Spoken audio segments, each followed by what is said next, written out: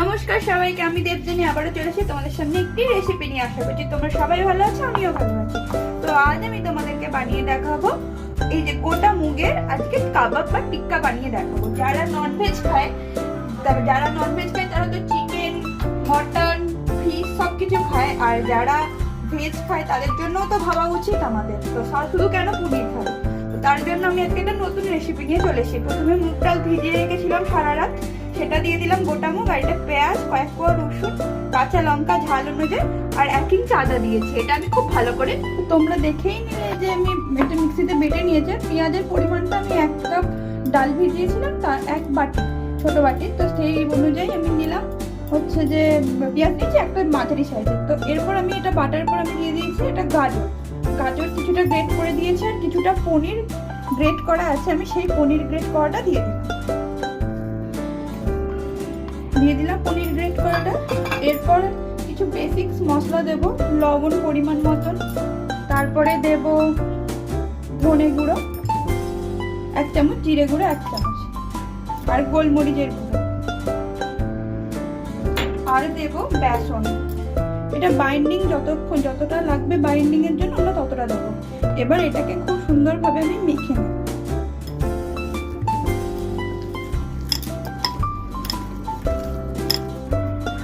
আর এবার আমি এই টিক্কিগুলোকে ঠিক করে যেমন আকার হয়, যে যেমন লম্বা চ্যাপটা যার যেমন ইচ্ছা তেমন দেবেন। আমি আকারে দিয়ে দিলাম। আর এটাতে একটা জিনিস দিয়েছিলাম তোমাদেরকে বলতে ভুলে গেছি, সেটা হচ্ছে 1/2 চামচ গরম মশলার গুঁড়ো, ব্যাস, আর কিছুই না।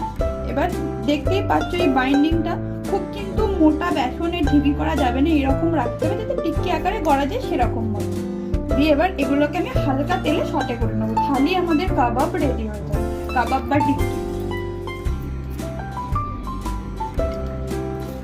এটা হচ্ছে একটা হেলদি টিফিন রেসিপি, সবাই কিন্তু খেতে পারবে। যারা নন ভেজ, তারা ভেজ, সবাই কিন্তু খেতে পারবে।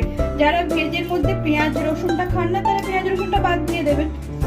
আর যারা অনেকেই ভেজ আছে কিন্তু পেঁয়াজ রসুন খায়, তাদের জন্য একদম অ্যাপ্রোপ্রিয়েট। তো এবার এটা আমি ভেজে নেব সবগুলো বানিয়ে।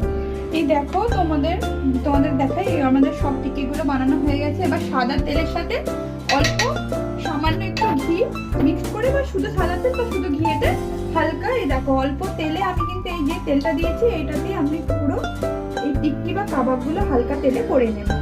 তেল এবং ঘি খুব ভালো করে গরম হয়ে গেছে, এবার আমি টিক্কিগুলো একটা করে দিয়ে দিচ্ছি। এটা হালকা তেলেই কিন্তু, ডিপ ফ্রাই হবে না, এরকম হালকা তেলেই কিন্তু হবে, তাহলে হেলদিও থাকবে, টেস্টিও হবে।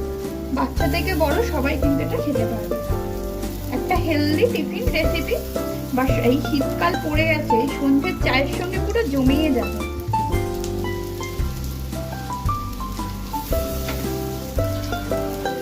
এগুলো 1 পিঠ হলে তারপরে 1 পিঠ উল্টাবো হালকা হালকা তেলে।